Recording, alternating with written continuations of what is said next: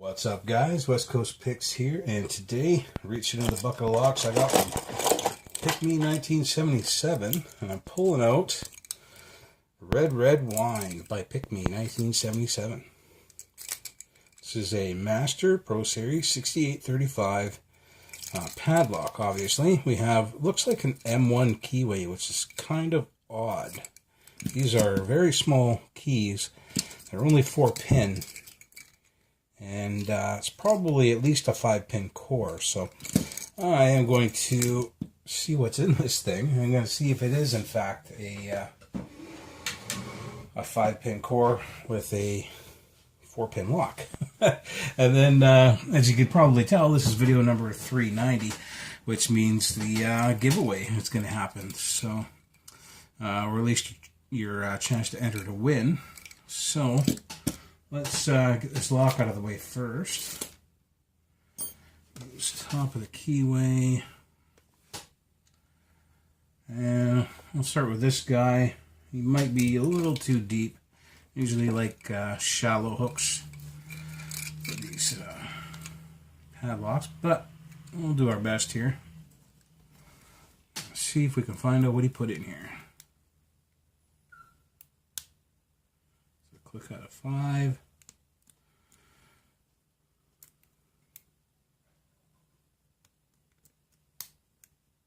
That's 2.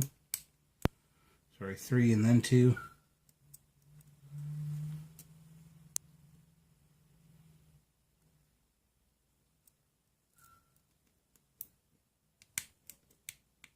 A little bit more out of 5, and I got a full set there.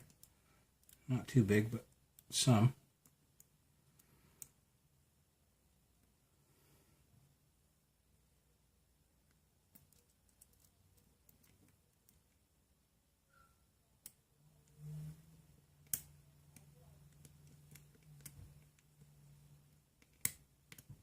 Okay, just hit 3 and got a bit more of a full set.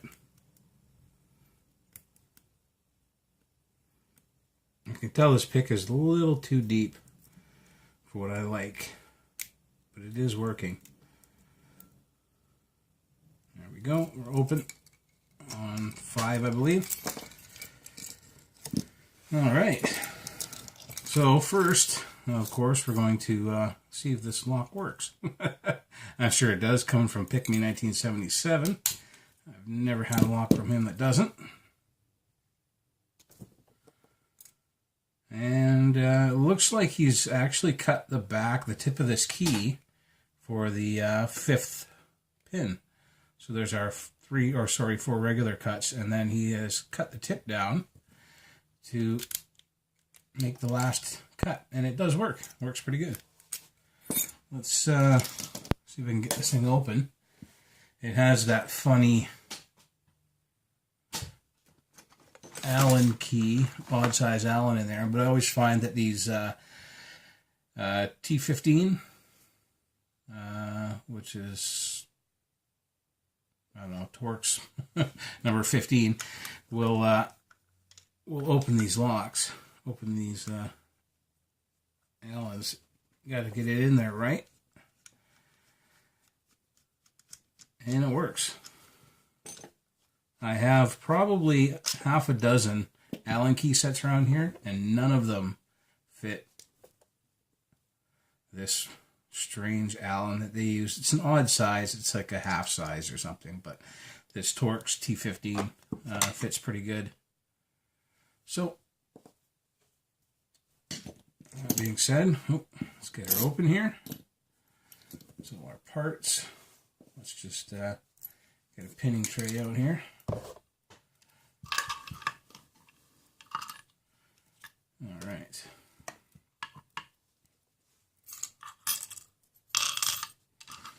And we do have a crimped core, which is unfortunate, but the way it is with these masters sometimes. Going to turn this to the bottom, turn the crimp to the bottom of the keyway, which is the only way you're going to be able to do this. All right. Now that I've got it past that point, I can turn it up to the top there. I'm probably going to get a shim in here just to make this easier on me.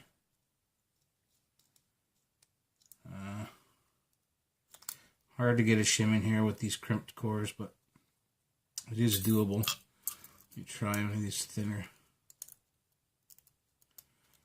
shims.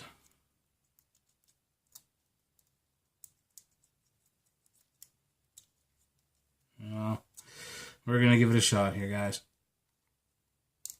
Alright, I got it. Didn't really even need the shim, but better safe than sorry. So this is a 6-pin core. Don't even think they make a 6-pin M1. That's strange. But it is pinned up to 5 pins, which is good. And I'm already seeing threading and stuff here.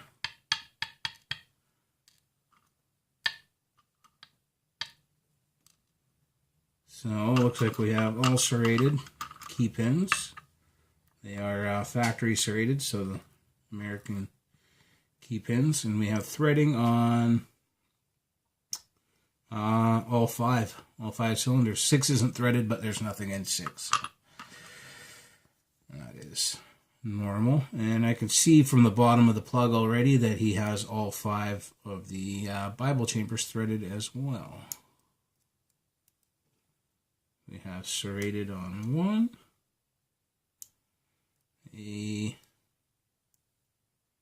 T-pin spool on 2,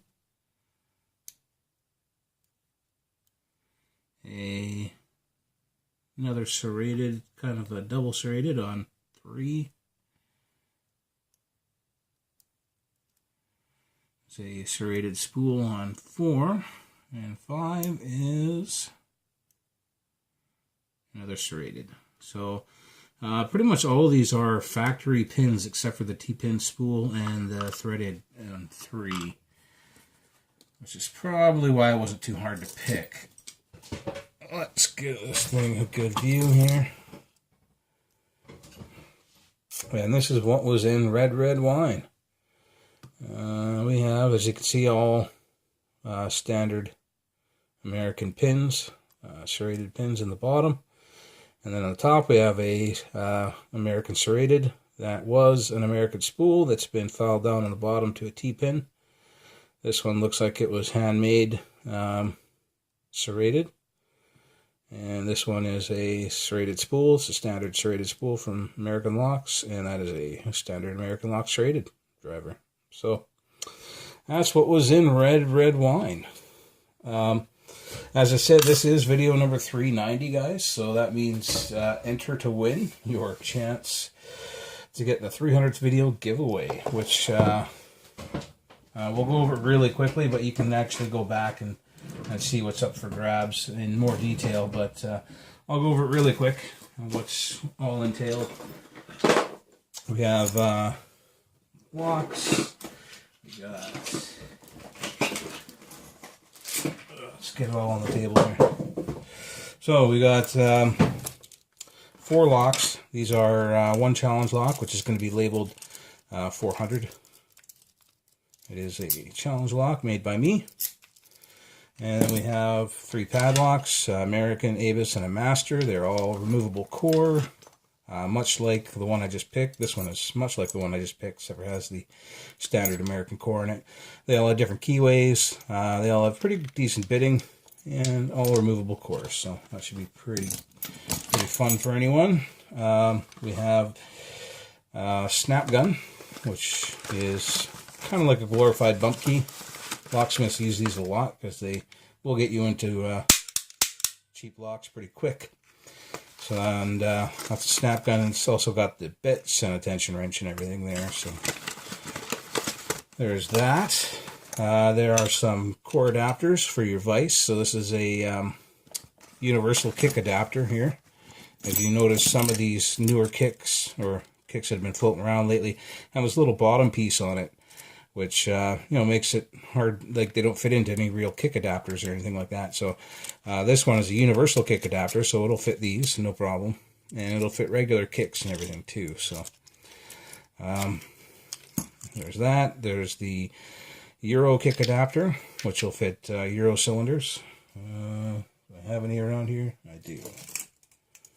A Euro cylinder adapter, which same thing, you just slide your Euro cylinders into it and then put it in your vise, and you can pick away, not have to worry about clamping it properly. And a like a master lock or American lock core adapter, which same thing, you can slide your, this is the one I just picked, but it's the only one I have handy right now. You can slide your American or master lock core in there, put it in your vise, pick away, not have to worry about the back of the core binding up or anything strange like that. You can get this out of here without dumping all my pins out, or springs I should say. There we go. Alright, and a couple of pinning trays. This is the full-size pinning tray that I make. This is the smaller pinning tray that I make. And normally with the ones that I use, I always put felt on the back. So there's felt on the back. This one's green. Felt on the back of this green one is purple. So you can choose what color felt you want on the back. I got green, red, black, purple, light blue, yellow. I think that's about it. And so you can choose what color felt you want on these, if you want any at all. And then last but not least, we have the tools, which is all the plug followers here. It's a standard plug follower. That is the same plug follower I just used to cut the American. This is the resin plug follower with the slag tool on the end there. We have a little bag of shims. We have a couple of pry bars, thick pry bar and a thin pry bar. We have the spring removal tool. This is for getting out springs that are stubborn, don't want to come out of the Bible. We have a couple of pocket picks. This is like a medium, I guess. And then, well, I guess that's the medium. The other one was kind of a short, but there's a couple pocket picks. And we have our 3 15/1000 high polished picks. As you can see, none of these have handles yet. That's because the winner gets to choose what handles he or she wants on the picks and the pry bars, which your choices are this black, black pearl, I think they call it, or this is like fire or lava, which is also pretty cool. I think I have a black pearl pick here. This is one I've made for myself. So you can see it's not quite as shiny. This has a protective plastic over it. So when you actually have it off and you've made it, it's not as shiny, but it's still pretty nice. So there's that. You can choose between those two, or you can choose the wood, which is what I have on my tension wrench that you see all the time. It's just walnut, so walnut wood. Or you can choose good old standard heat shrink. So whatever you want, the winner gets to choose. And that's about it for the giveaway, guys. It's a lot of good stuff there, and somebody is going to win it. So as always for my giveaways, the only thing you have to do is put a comment down below in the comment section. You don't have to be a subscriber. You don't have to leave a nice comment. It could be one word. It could be nasty. It doesn't matter. It doesn't matter who you are. If we've argued in the past and you think I hate you for some reason, or you hate me for some reason, that's fine too. It doesn't matter. Anyone can win. And yeah, that's it, guys. So leave your comment down below, and on video 400, I will draw the winner. All right, guys. Later.